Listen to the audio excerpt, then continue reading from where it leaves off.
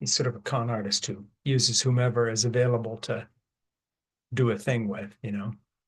Totally. But I think at the same time, he has always had sort of fixed opinions about the way that the US should flaunt its power worldwide, the problems with the Republican Party and its liberalism, Yeah. um, and generally the post-war era, order. Hmm. Yeah. So let me introduce you properly here.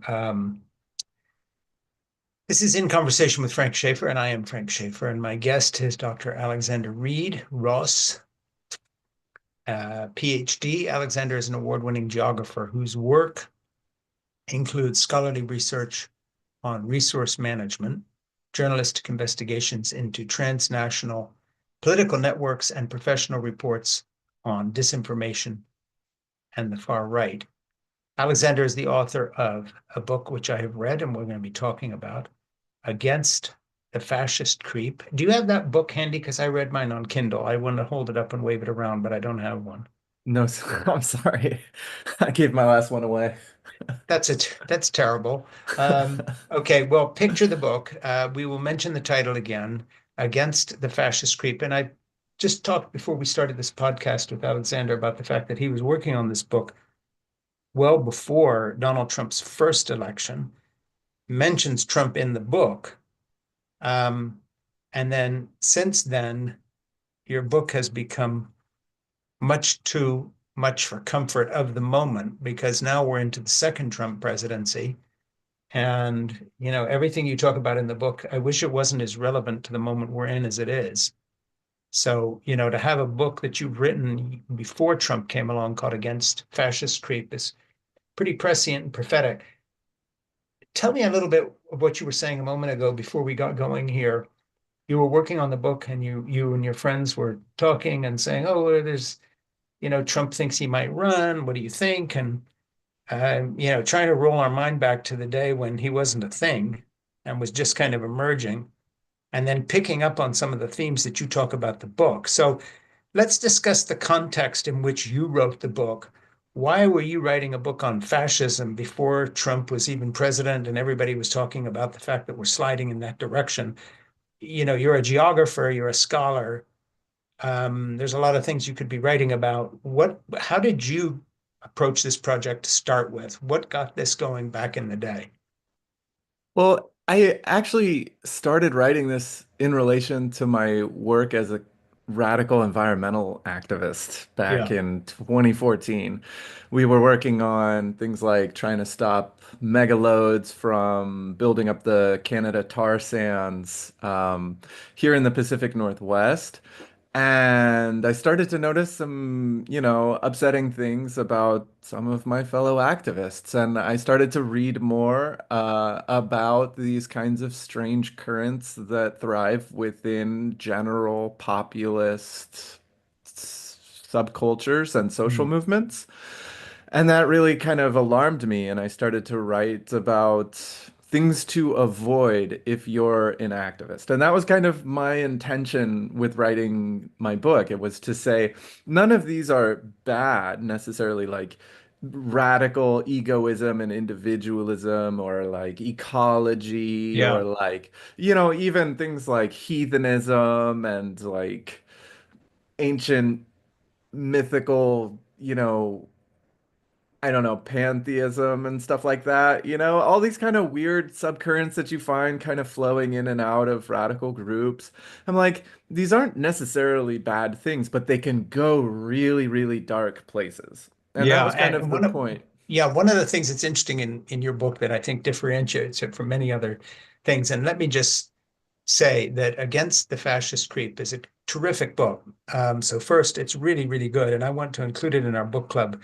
I think we'd like to offer it in January to commemorate the inauguration of our next president that we're talking about here. But um, one thing that's interesting in the book that we I want to talk about a little bit with you is the relationship between the left and right in terms of their interchangeability. And of course, in your book, you go back to kind of the beginning of the movement we call fascism in France in the 19th century. And then, of course, it has historical roots before that. I mean, some of the heroes in the fascist movement are found in the Roman Empire, and both Hitler and Mussolini wanted to quote get back to strong men, and there's Nietzsche and the whole bit. There are many, many Mm. threads here. But let's just dwell for a minute before I start quoting your own book to you and asking you questions about it, because I've got a lot of notes here. Um, Talk a little bit about something you don't hear much about, which is really brought out in your book, which is what you might call the kind of weird offshoots and extremist parts of the left-wing movement, the Mhm. eco movement, all sorts of bits and pieces of left-wing activism that butt up against and almost become interchangeable with, and it sometimes actually feed into very distinctly fascist movements. And why is that? In other words, what Mm. is it about the characteristics of someone who's into something, quote, radical or counter-revolutionary from the left? All of a sudden, they're fellow travelers with people on the right. And then it sort of becomes one thing. And this keeps happening through history. And the elements, the fascists claim, a certain amount of socialism, these other things. These movements are not as distinct as I think some people think they are. Well, that's a problem, I think, often with the human mind and with idealizing ideologies and trying to create some dogmatic structure is that Yeah, people are complicated. They're always going around and the principle applied to the reality is always messy and difficult. We hmm. try to have integrity and to act, in accordance with our beliefs. And sometimes that leads us to, weird outcomes. And so I think that, the historic moment that we're in my opinion, began at sort of like the long 2010s in 2008 with the Tea Party and Trump emerging as a political leader. Yeah, But then we really have to understand kind of the counter movement in 2011 with Occupy Wall Street, which was fundamentally a sort of like opposition to what you might call a plutocracy or an oligarchy, this kind of idea of like 99% against the 1% who hold yeah, the power and stuff like that. And it kind of targeted liberal politicians and technocracy just as much as it targeted sort of a conservative Koch brothers sort of sure. networks and things like that. However, what was kind of lurking within Occupy Wall Street and that populist moment was the sort of like long tail of the Tea Party. You had like libertarians insinuating themselves in there, Ron Paul type of people, and then Russian disinformation kind of scooping up a lot of activists and putting them in this kind of international framework for their geopolitical visions. And amid all of that, you started to see this media cycle talking about young people are talking about socialism. Socialism is hip now. And I saw that, and that was the first thing that rang my alarm bells because I'm Yeah, like, you shouldn't see things on the media. You should see them in everyday life. And so I was like, uh-oh, this could go the other way. Like when the pendulum starts falling the other direction, this is yeah, dangerous. And in fact, I did start to see this, there are roots of the radical right that is, fundamentally opposed to modernism and to urbanization and to ideas of social equality that emerge. And they have been this way since the French Revolution, right? yeah, I mean, you have yeah, counter-revolutionary understanding of social relations and class relations in urban settings as fundamentally deracinated, uprooted from the sort of genteel people of the rural tradition, yeah, and thrown into this sort of abstract universalist position where they're dislocated from time and space and it's, original seasonal, patterns and so on and so forth. So there's this sort mm, of patriarchal understanding of the people that contradicts the efforts of popular sovereignty in, what was at that time this sort of urban liberal environment. hmm, And that counter-revolutionary tradition tended to adopt a strategy that used the strategies and tactics of revolutionary movements in order to counter them, counter revolution. sure, yeah, And you get that with Napoleon Bonaparte, as Germaine de Stael, I identified in her books about the French Revolution. And so this counter-revolutionary movement, using even sometimes discourses of liberalism in order to undermine this revolutionary movement, has stuck over the ages. Yeah. It's gotten more effective, and it manifests in the fascist movement, which constantly uses these sorts Well, of. and constantly one thing that's so interesting about your book is sort of the plus ça, change plus ça même chose. It's always the same thing, but Mm, the fascist movement through history, starting in the beginnings in France that you take us through all the way into the present and through, Mussolini, Spain, Franco, Hitler, etc., up until the present, not only borrowing from the left, but sometimes people on the left and right almost working together in tandem on something, using each other's methods, street fighters, in Germany before Hitler comes to power, with very similar goals in terms of overthrowing what they both regard as a decadent kind of bourgeois regime. They're going to impose their own truth, very much nationalistic in their own ways. I just found it so interesting. Let me just say, take a minute here and let people know the sweep of the content of your book by actually reading your table of contents. Chapter one, the original Fascist Creep. Chapter two, spirit and subculture. Chapter three, a brief history of fascist intrigue. Chapter four, the radical right. Chapter five, the third position. We'll get into all of this. Chapter six, national Bolsheviks. Chapter seven, fascists of the third millennium. Chapter eight, autonomous nationalism and fascist geopolitics. Chapter nine, from the Tea Party to Occupy Wall Street, something you touched on briefly a moment ago. Chapter 10, the new synthesis. And then conclusion, swords into plowshares. So, the sweep of your book, I picked a piece here, where's it from, early in your introduction, that I'm going to read here. The fascist creep, in quotes, as I am using the term in this text, refers to porous borders between fascism and the radical right, through which fascism is able to, quote, creep into mainstream discourse. However, the fascist creep is also a double-edged term because it refers more specifically to the crossover space between right and left that engenders fascism in the first place. And we need to get into that. Okay, mm, back to your mhm, introduction. Hence, fascism creeps in two ways. One, it draws left-wing notions of solidarity and liberation into ultra-nationalist right-wing ideology.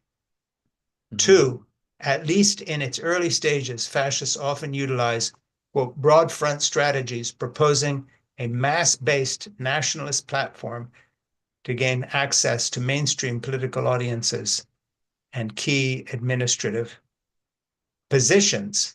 And then, once in a while, one of their leaders, even if it's a flaky con artist who is neither a fascist nor a communist nor left wing or right wing, he's just all about himself, wins an election, but then gets used by people who have a real program that kind of fits into yours. So, mm, we're talking about this book. It's very important. We're going to offer it as a book club item in January. And I would note in passing, before we get into the conversation any deeper, please subscribe to In Conversation with Frank Schaeffer on Apple Podcasts and to my Substack. It has to be said commentary at frankschaeffer.substack.com. And this book will be against the fascist creep. Will be our It Has to Be Read book club offering in January. So let's go back to that setup that I just read. And let me pull again a line out from that I think is so important. It draws left-wing notions of solidarity into liberation and ultra-nationalist right-wing ideology. So let's go back to what we were talking about a minute ago, mm, this mhm, kind of cross-fertilization and cross-pollination, whether it's Occupy Wall Street or Black Lives Matter or whatever it may be, that we tend to think of as left-wing protests and so forth and so on, mm, but mhm, oddly mirroring and or becoming at some point something that really actually pushes along a kind of a rising fascism. mm, And one area you talk about, and then I'm going to shut up here and let you talk about your book, but I found the whole section fascinating, and I've got a quote to read you mm. later on the sort of mansphere movement. Let's be real men, the incels and all this business also as part of this. So There are so many threads weaving together here. Um, and I'd like you to kind of explain that, those threads weaving together and how they relate to each other. Hmm. Pick up any point of departure you want, and then let's get into it. Oh, sure. Yeah, absolutely.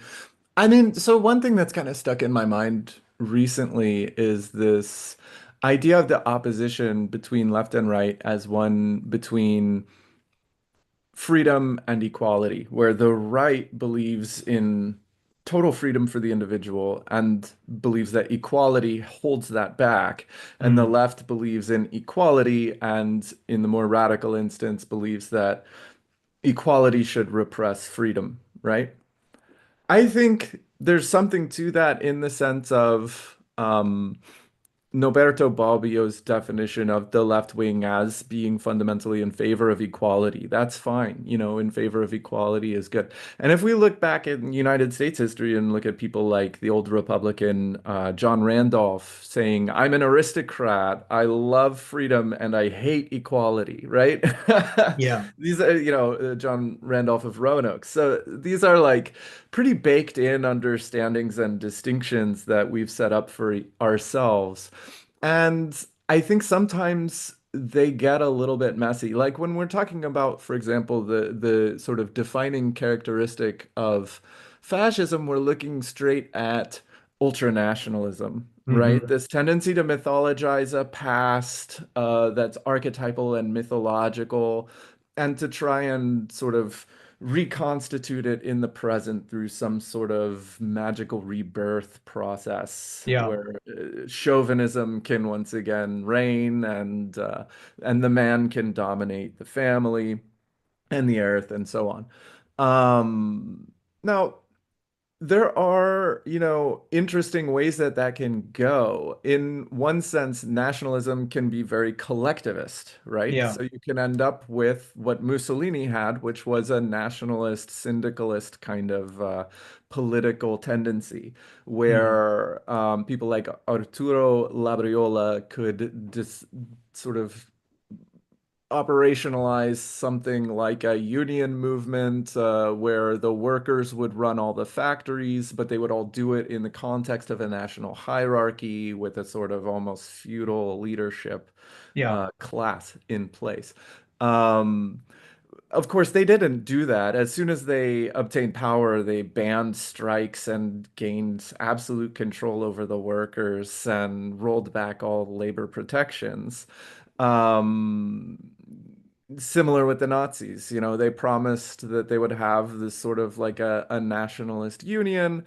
And then the second they took power, they dismantled the actual union, sent their leadership to concentration camps, and then rolled back the social wage. yeah, And I can get into the economics of that, but primarily the importance here is understanding that they're trying to take advantage of the Workers' Party, as Tucker yeah, Carlson described it, in order to fasten the working class and working class sentiments to this sort of upstart um, revolutionary nationalist, or counter-revolutionary is the right word, well, and you bring that up. I nationalism. mean, the Republicans are kind of playing that card now, saying, okay, the Democrats, used to talk about unions, this sort of thing. We are now the party of workers, Hmm.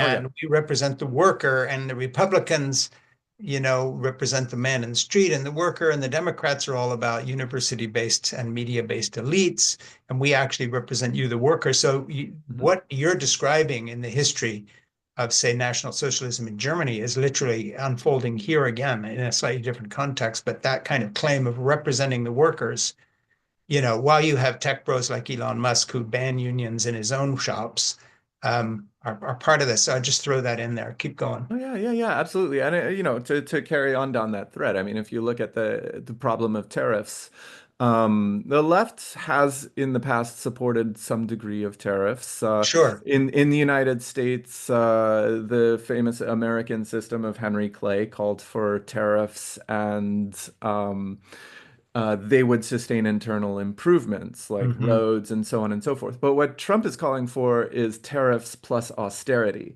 So Yeah, it's not like the old American system, which is sort of a mutual advancement kind of idea. And you look at John Quincy Adams and his sort of interest in the yeah, old cooperativist movement of Robert Owen, and then also Andrew Jackson's worky, so-called worky support. You know, yeah, there's a lot of kind of fascinating ways that radical working class movements have fit into the history of the presidency in the United States. mm, For our purposes now, like if you look at the tariff austerity combination, this is something that was pretty significant in the fascist period. If we yeah, look if we look at Italy in the 1920s and its policies of tariffs, and then we also look at the United States in the 1920s and some going up into the 1950s even, and some of the sort of fascist sympathizing yeah, politicians of the Republican Party who advocated similar tariff policies. So mm, Trump is really following through in this kind of interesting vein that was opened up before the fascists, but was certainly in their minds a sort of vanguard strategy. Now, they also had other theorists who were more in favor of free trade, you know, and economic elitism, like Pareto. But really, like when you look at Mussolini's policies, he especially once you get into the 1930s and the war in Africa, he needed those tariffs. They did cause inflation. He tried to sure, force the prices down, which yeah, bankrupted a lot of the retailers. And it brought about the cartelization of industry. And so hmm, this really served the heavy industrialists and kind of screwed the light industry. yeah. There's a whole book about this. Who's it? It's not Gentile. Daniel Guéron, Yeah. about fascism and big business. You But know, very much on the oligarch model that we're beginning to get to here with the people Trump is involved with in this second presidency. Oh yeah, yeah, yeah, absolutely. So that's the kind of the catch, right? Is that the marketing is all about the working class Yeah, and the people. And I think I should like stress the people and the populism of it because a lot of people will say that fascism was not a populist movement because it was so elitist. And there yeah, is some truth to that. But there's also an interesting kind of fact there that Mussolini was an increasingly became populist. The yeah, sure. longer he was in power, the more he was appealing to the people, marching arm in arm with the party, and so on and so forth.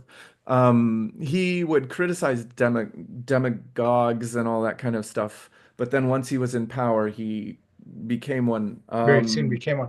And it was the Speaking of which, assassination attempts which really yeah. kind of enabled him to enact some of his most Well, not ruthless not to mention the fact consolidation. that a lot of these leaders all share a kind of egomaniacal meism that is only fed by something. So on top of strategy, they are also just sucking up some of the adulation and population, of the population and do things to get that. You say in the near the open of your book, the popularity of Donald Trump, the Donald Trump campaign, mainstream white nationalist organizing, and web hubs, which saw internet traffic increase to record levels. And by the way, you're talking about the first Trump run here, and it's all too apropos of the second. This occurred because Trump's platform derived from white nationalist talking points such as the elimination of the 14th Amendment and the expulsion of 11 million immigrants. Well, now that number's up to 20, while Mm, Trump himself spread white nationalist images and memes.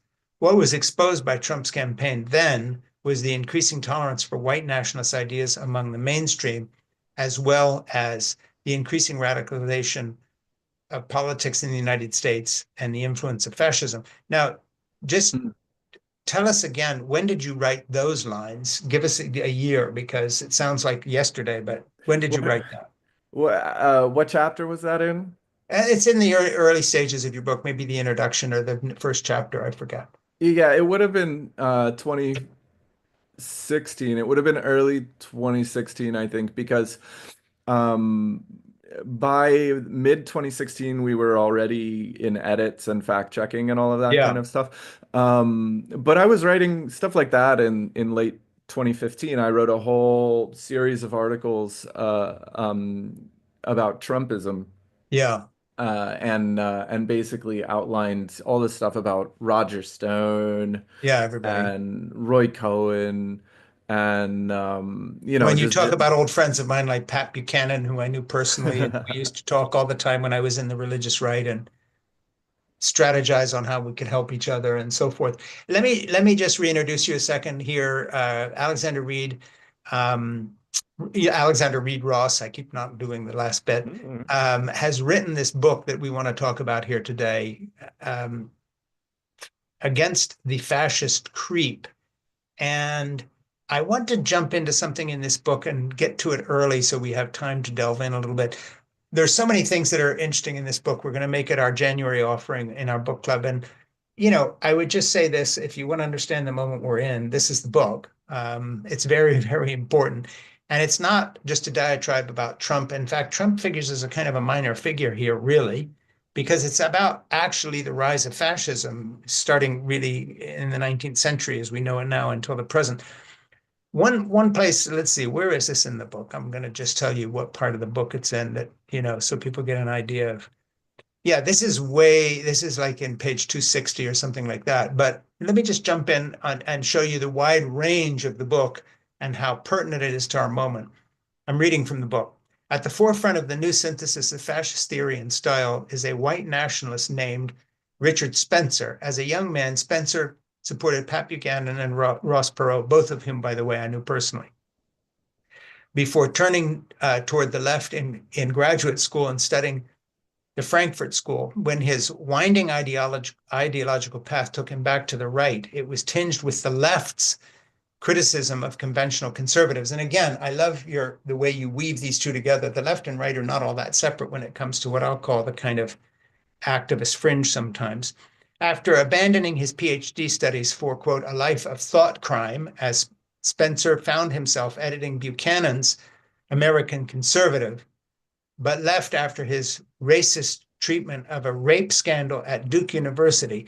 He then joined the white nationalist Tack Eyes magazine, founded by American conservative co-founder Panagiotis Taki Theodorakopoulos. His reputation grew as a popular speaker at the H.L. Mencken Club of paleoconservatives and Rothbardians. You'll have to read the book to know what all that is. Spencer launched AlternativeRight.com as a kind of a switchboard to connect the radical right positions of paleoconservatism and libertarianism to white nationalism. With the financial help of paleoconservatives at the more mainstream VDARE.com, the alt-right movement has come to define the shape and shape the linkages between traditionalism, neo-reaction, pan-successionism, race realism, esoteric fascism, and the mainstream radical right. And there's a lot more. But what I wanted to do is jump into this, not just the cross-fertilization here, but one of the strengths of your book is you do the personal histories of some of these remarkable, flamboyant characters, but you show, better than any book I've ever read, the relationship between what we'll call the new media. Fast forward to Musk buying TikTok and turning it into X and making it a part of the money losing, but nevertheless Mhm. Republican machinery.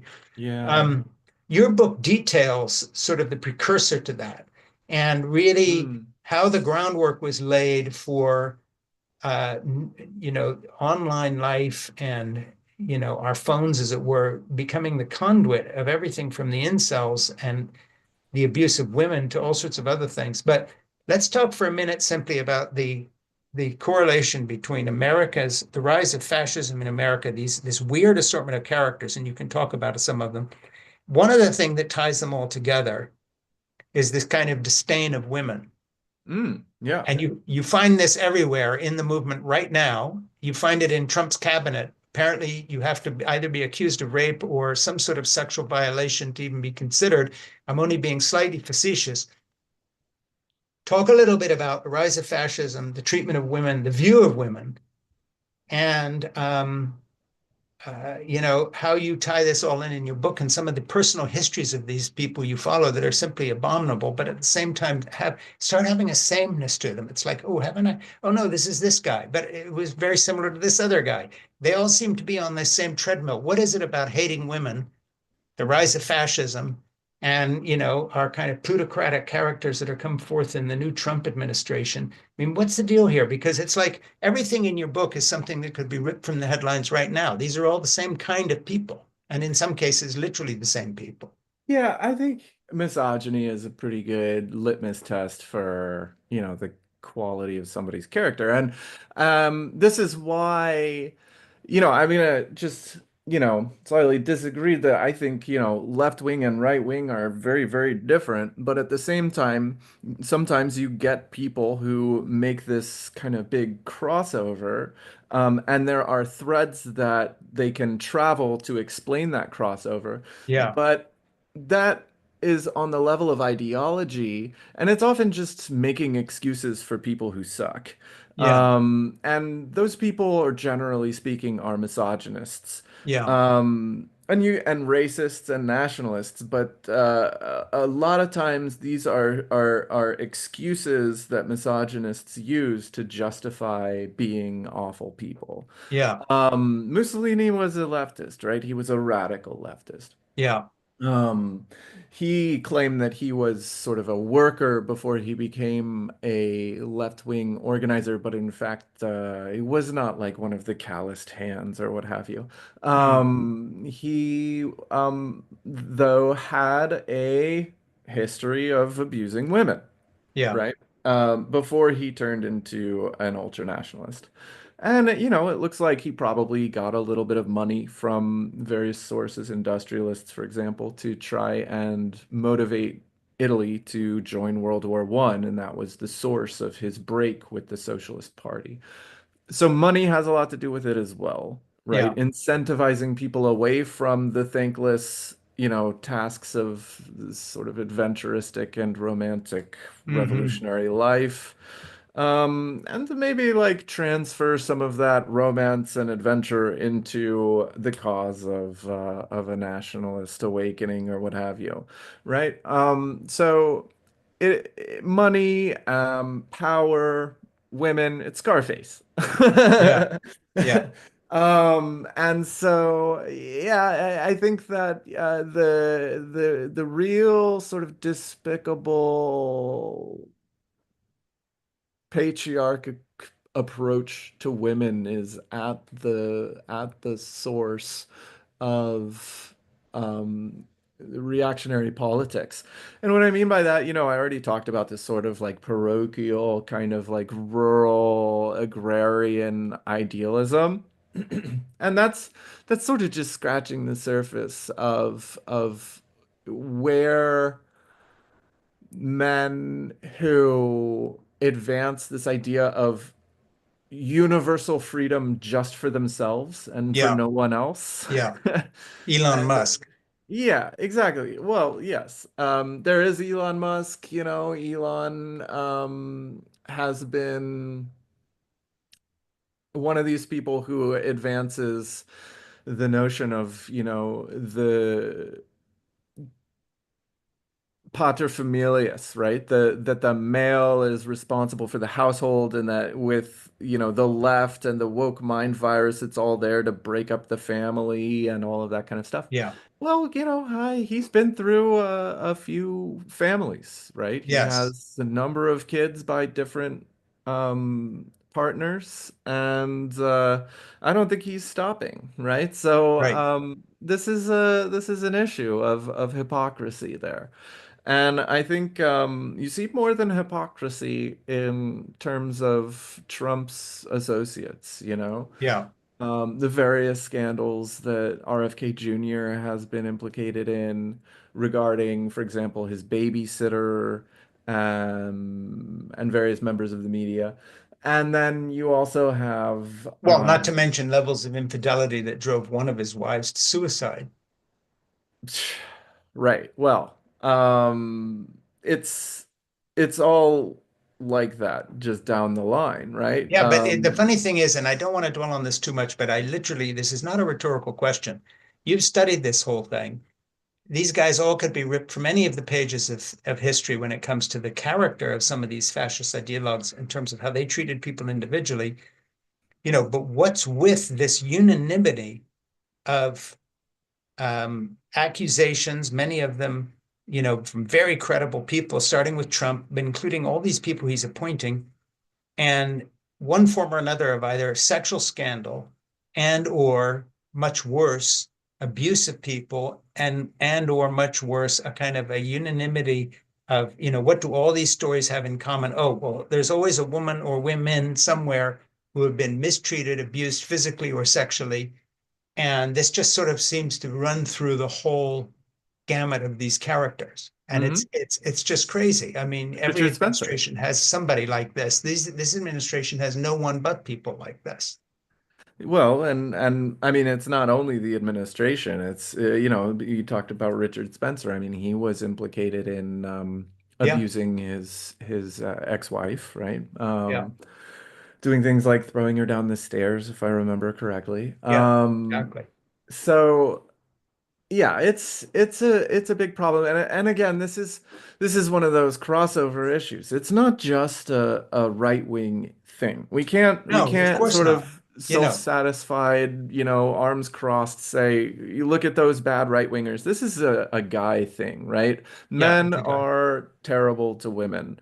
Yeah, And the degree to which people are terrible to women tends to indicate the degree to which they are sort of just brutal and dishonest people.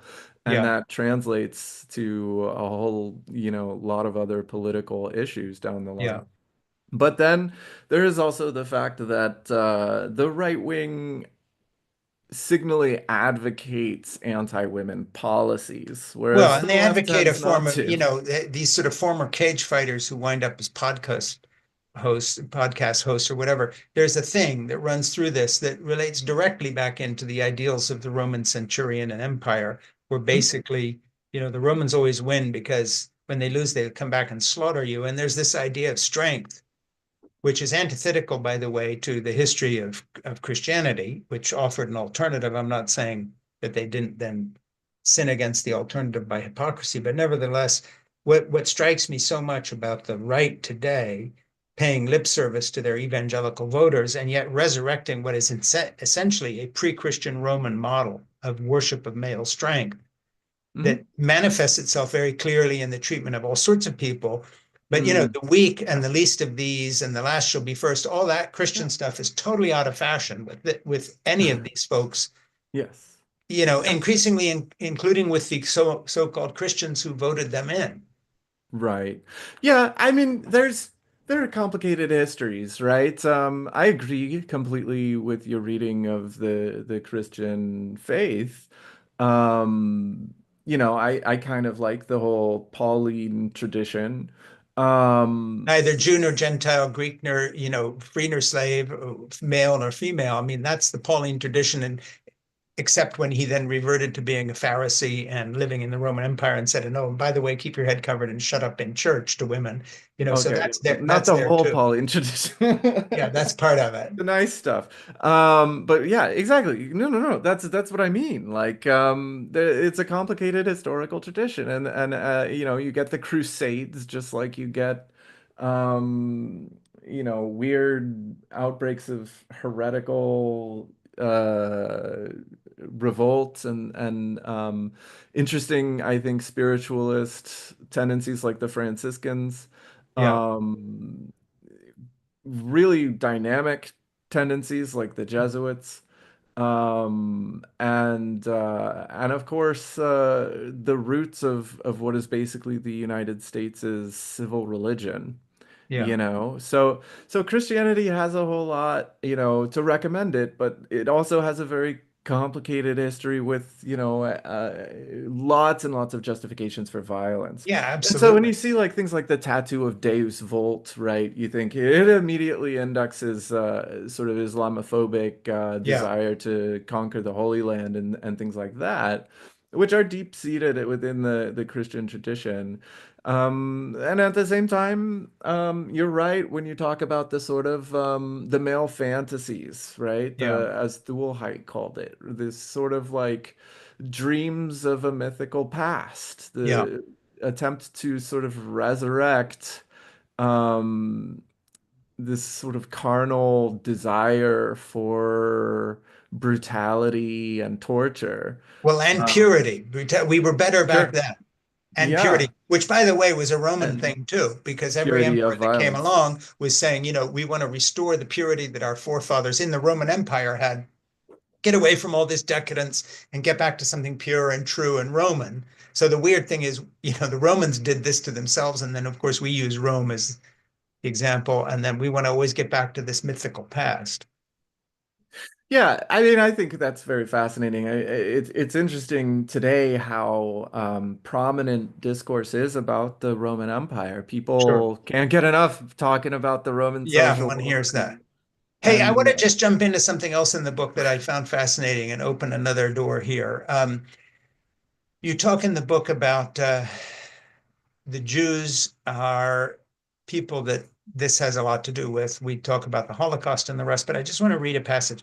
The Trump campaign showed the Republicans' ability to adapt and draw in the extremes from paleoconservatives to radical rightists and open neo-fascists. When armed groups appear at mosques in the United States to decry Muslims and refugees, they are only presenting a radical material version of the ideology mouthed by leaders like Donald Trump with his thinly veiled calls to kill Muslims using bullets dipped in pig's blood, which is something he said once, and other such horrifying hate speech, when similar groups clad in black and aping leftist styles, again, scream go home at migrants in Europe or commandeer environmental protests for nationalist causes, they are only providing a less polite expression of the talking points crafted by the Nouvelle Droite, which means the new right in France, and fascist political demagogues like Christian Boucher and Alain Soral,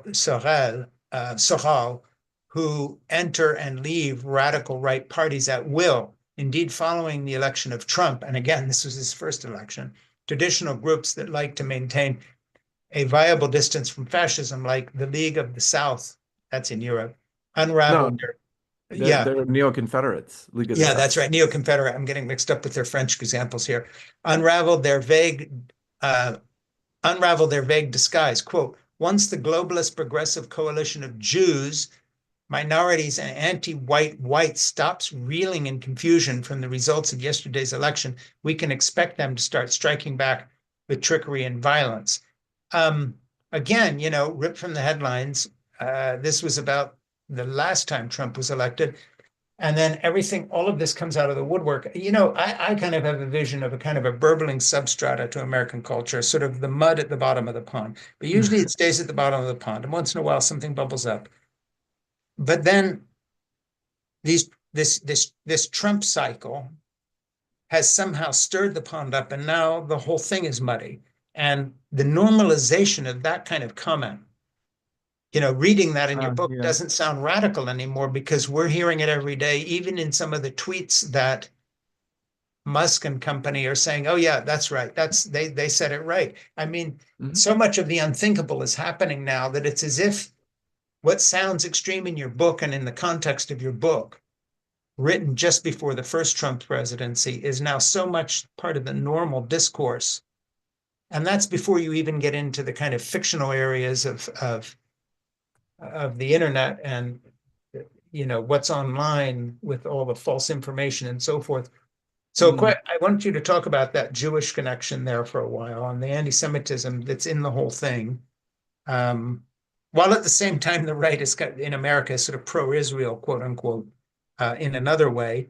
That's another one of these strange anomalies. And then this kind of idea of the mud coming up in the pond and the normalizing of the history of fascism you've written into, basically what's happening is that your book is a history, but now it's become current events.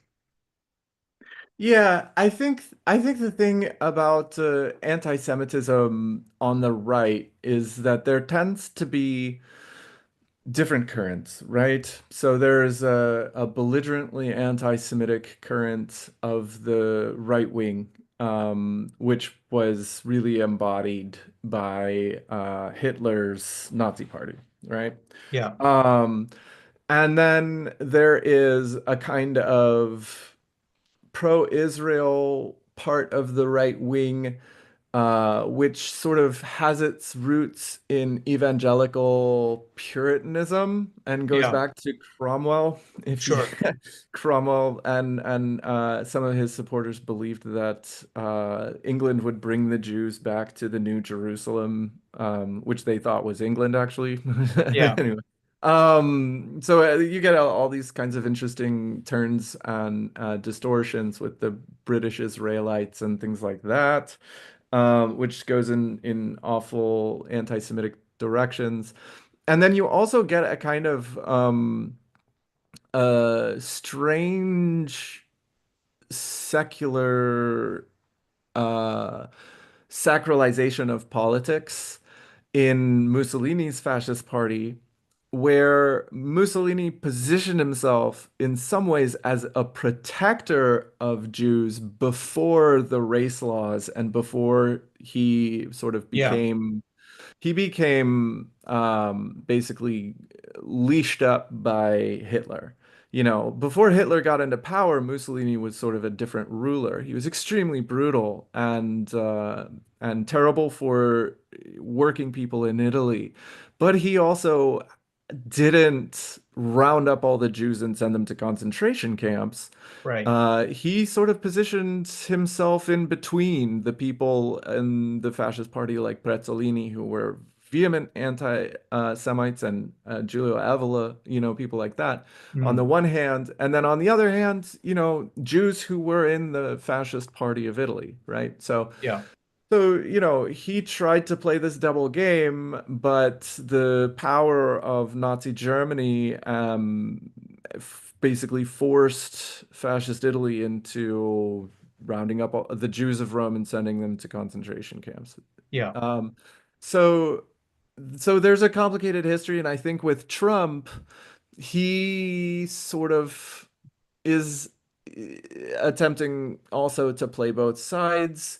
Musk seems more eager to promote open anti-Semites. Yeah. Trump doesn't do that quite as much. Yeah. With Trump, you get a kind of a older type of sort of weird Jewish stereotyping where Mm. he's like, you know, speaking to a group of Jews and he's like, "You guys, you're great merchants, you know." Yeah. Yeah. The That's what old you do. canard. Yeah. Right. And so he has his like stereotypes and his kind of rigid way of thinking about things.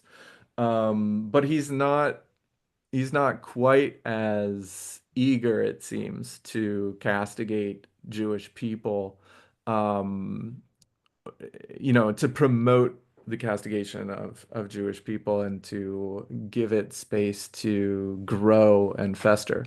Yeah. That said, the Trump coalition, because it has always included vicious anti-Semites like the America First youth movement that splintered away from the alt-right circa 2017, Mm. led by Nick Fuentes. You know, those guys are real raging anti-Semites, and they've had a home for a long time in Trump's coalition, right? So regardless of where his ambivalent position actually lands, Yeah. he's always kind of had through his movement a capacity to give anti-Semitism space to grow, right? Hmm. And so that's why that's so complicated. And it's a similar case with the sort of with the Christian ultra-Zionists who are like going out to Israel to like join settler militias and things like that in the Yeah. West Bank. You know, I mean, that's not just like I believe that Israel has the right to exist. That's more like I want to be on the forefront of the most right-wing political movement in Israel today, you Yeah. Yeah. know? So that in itself, shows the sort of the way that the right wing functions in the on the level of transnational collaboration, you Yeah, and know? then at the same time, Elon Musk retweets Holocaust deniers. That's what I mean. Exactly. He's sort of gung ho about the whole thing on Yeah, he is. Twitter. And but then, footnote to the John Hagees and these other ultra Zionist Christians is, of course, from their point of view, theologically speaking, this all has to do with the return of Christ and the apocalypse, and Exactly. Israel has to retake the West Bank, and then, all Jews will be killed except Yeah. 144,000 that turn to Yeah. Christ. But other than that, we're on your side. That's the other piece of that. Thank you very much for introducing that because that's the other part of it. It's like we want to fight for Israel. It's like why? It's like because all the Jews will be converted, and it's like oh okay, Yeah. like, Getting back to that's not Mussolini, good. Mussolini started rounding up Jews and putting them in Fossili, the concentration camp, after Hitler. The Germans moved into to Italy, and actually one fascist that continued to protect Jews was Franco of Spain all the way through. There were no race laws there. Franco never, and I think both of those. There's where you get a little bit of the salutary influence of the strength of the Roman Catholic Church. This was a line that they they blinked at in Germany, but the Italians were loath to cross it as a people. So good luck rounding up Jews in an Italian village. These were your neighbors, and it didn't work quite that way. And in Spain, Franco actually never became part of that program.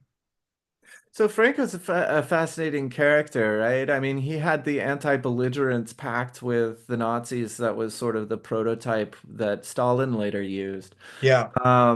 And Spain has a pretty profound tradition of expelling and torturing and murdering Jews, Oh, yeah. Well, which so did everybody else in Europe at one point or another. yeah, and the Spanish Inquisition was also directed at Muslims too, because it was part of the reconquest of Yeah. Spain.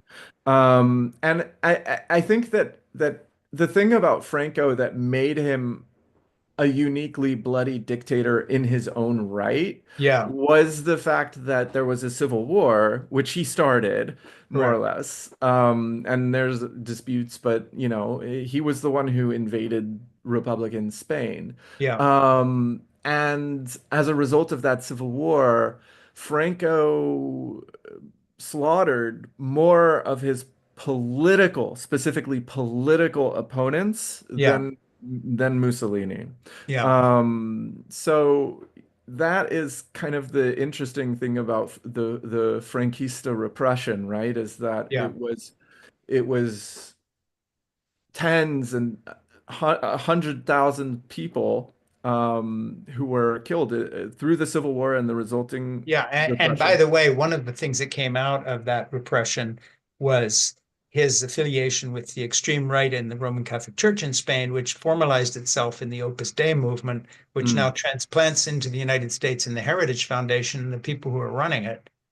Yeah, And Leo, who is over, helping make lists of Supreme Court justices. So it's not that far away from where we are right here. well, the Opus Dei is a very fascinating faction as well, right? Because they also collaborated in the transition to democracy from the Franquista dictatorship. So they're Yeah, kind of like an interesting body yeah, in their own way.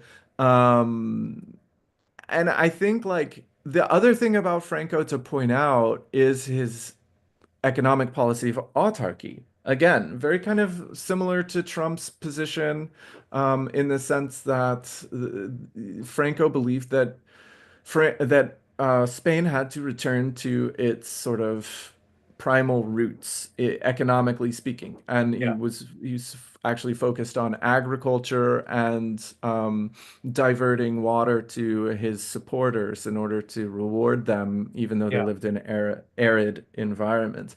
yeah, And his autarky policies actually failed miserably, yeah, which is a big part of why Spain ended up transitioning out of democracy, because there was an economic movement before there was a political movement, and that economic movement was also combined with the normalization of Franco's regime through its membership, through Spain's membership in NATO.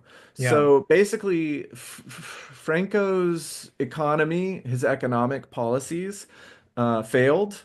yeah, NATO said sort of, we'll let you in if, you start to reform your economic platform. yeah, And by the 1970s, Spain had no semblance in economic terms to what it was in the 1950s. yeah. And it was that sort of economic liberalization that laid out the sort of the red carpet for a transition to democracy, which was so sorely needed.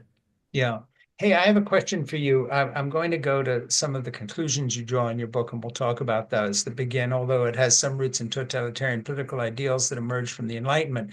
Fascism, and particularly the neo-reaction, relies more strongly on the anti-Enlightenment tradition. More specifically, it depends on the instrumental failures and hypocrisies in the practices of the Enlightenment ideas of liberty and equality, that the Mm. US Constitution affirmed freedom and equality while hypocritically maintaining genocidal war and slavery against Native and African people only exposes even more the contradictions between Enlightenment notions of equality and the forms of political domination that would ultimately contribute to the development of fascism.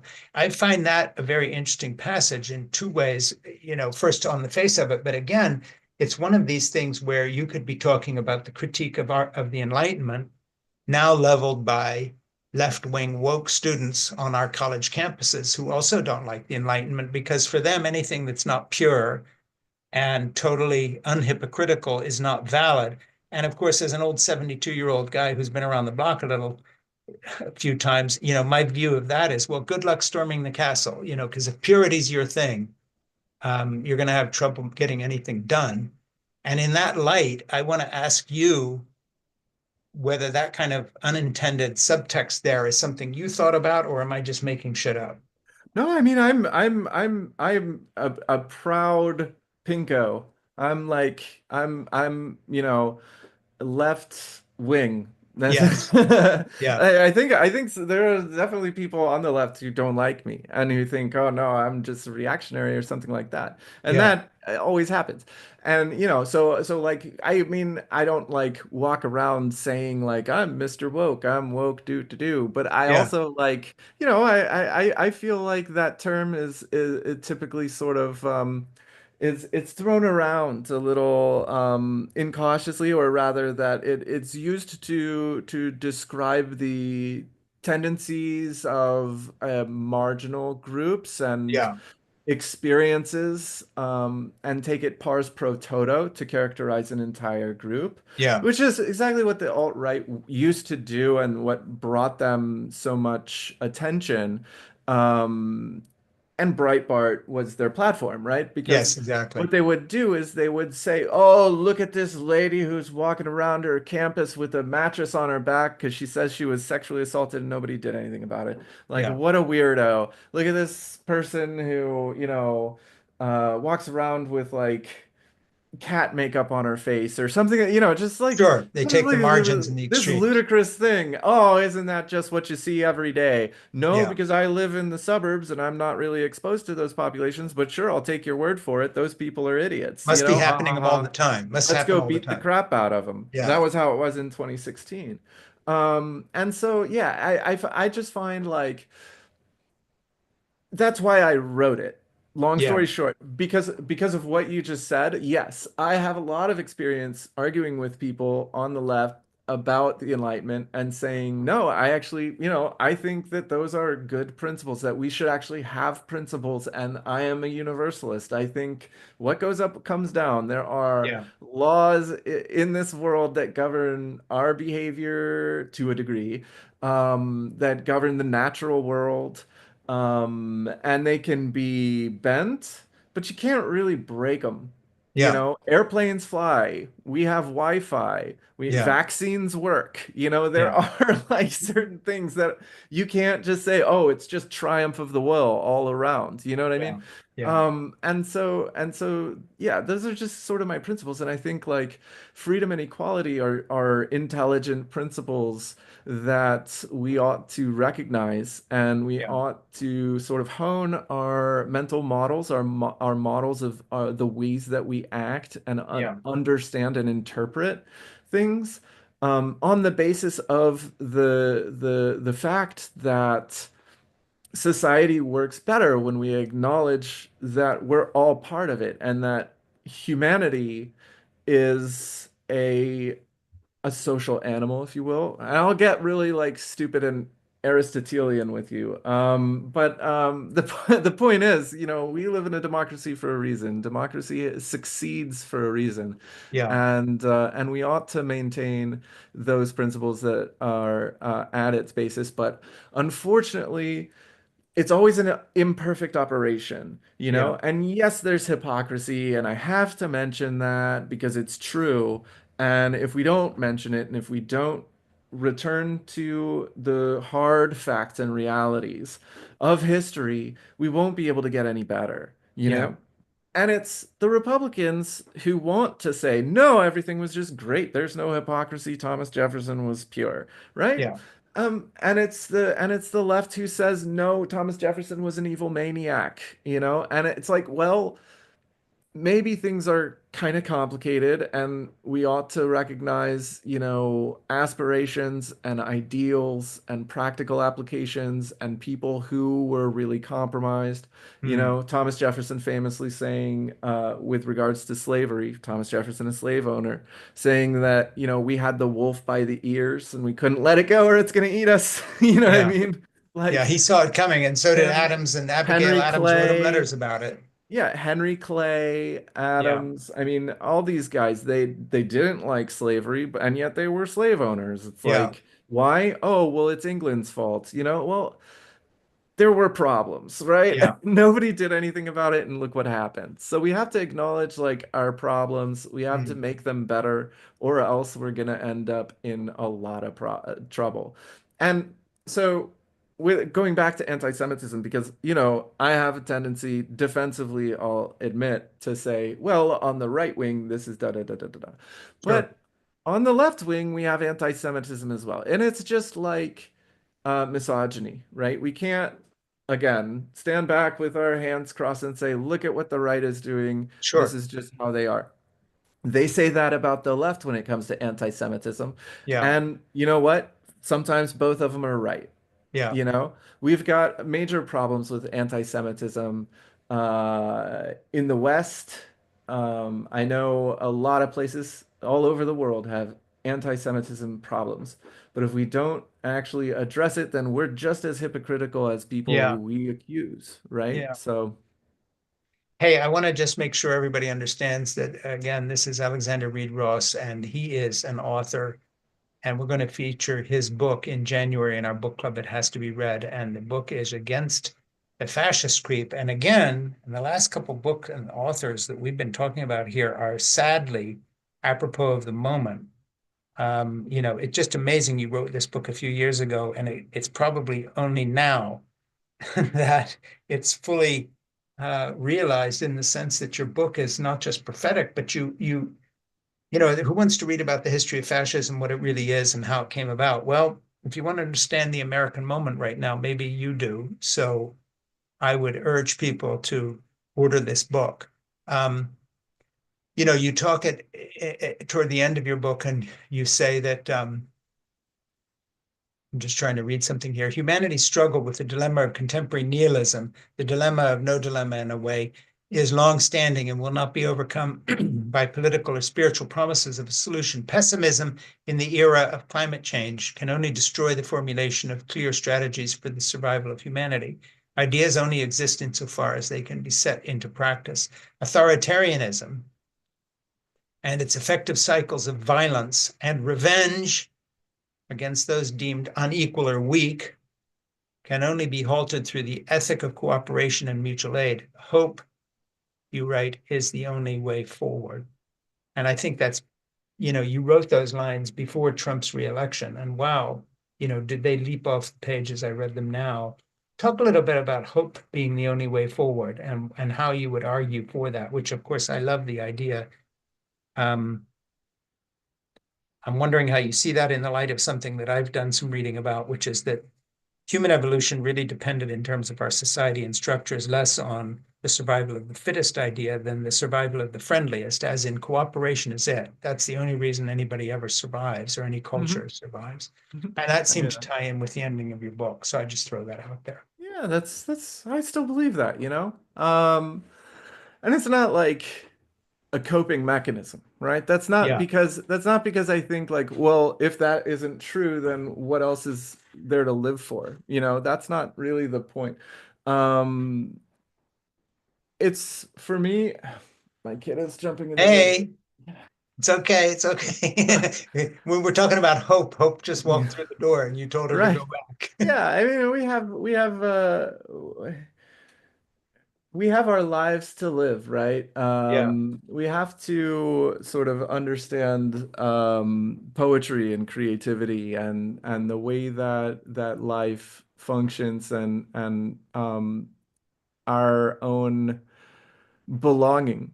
You know, a lot of the crisis of people in the existential sort of sense is that that longing for place. Yeah. People really want to feel like they fit in. They want to feel like they have a place, and they want to feel proud to a Yeah. degree. Um, they don't want to be like ashamed of their place in the world, you know? And I feel like, you know, we have to send uplifting messages, when we have to live our lives in uplifting ways. Mm. This is, in my opinion, like a real sort of the demand that integrity places on us. Van Gogh used to talk a lot about duty.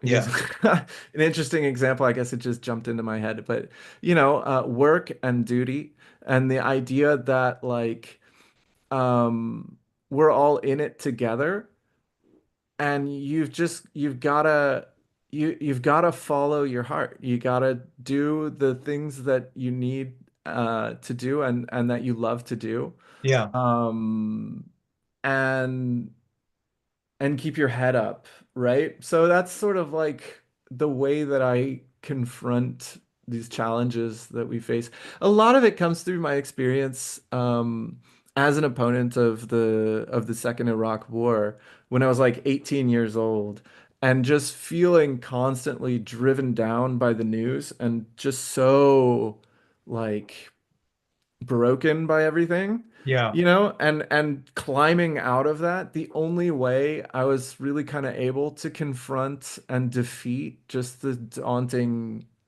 emotional weight of the whole, in my opinion, moral collapse of that time was to become like a fighter for truth and Mm. integrity, you know? And that's sort of just, I mean, it sounds lame in the sense that it sounds dumb in the sense that it sounds almost like some like dumb like middle-aged chivalric type of Yeah. thing, you Yeah. know, like fighter for honesty or something like that. But I don't know, it works. Yeah. It works. So the other part of that is I'm not about to say it's not problematic Mm. to become energized by the purity of the ideal and to think yourself the beholder of universal truth in the world, right? But Yeah. I'm a scientist. I try to like be dispassionate about facts in the world. I try to take methodical Mm. steps to study and understand things. And I try to stay, you know, ambivalent about things that I don't understand with a high degree of confidence through a confluence of evidence, right? Yeah. So, and that said, also, as you noted, the conclusion, the title of that conclusion is Swords into Plowshares.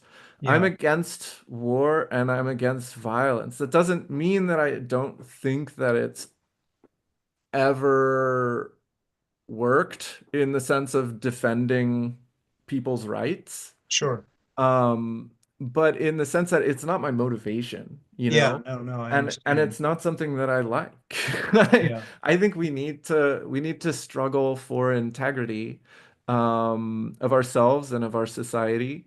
And in my opinion, like one of the number one ways of doing that is just trying to stop so much disinformation, you know?